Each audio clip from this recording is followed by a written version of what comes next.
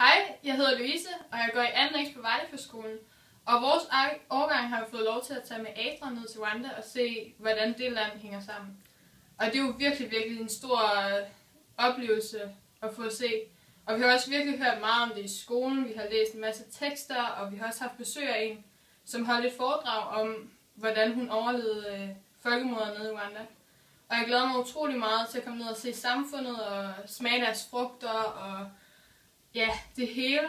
Og lige nu sidder jeg og søger lidt på det hotel, vi skal bo på, fordi det var meget rart at vide, og sådan, hvor langt vi skal køre, og hvor langt vi skal flyve, og alt sådan noget. Og så skal jeg hjem her i næste weekend og have fundet nogle shorts, for de skal være længere end dem her i Danmark, og jeg skal også have fundet nogle ting, jeg kan få tiden til at gå med, når vi skal rejse.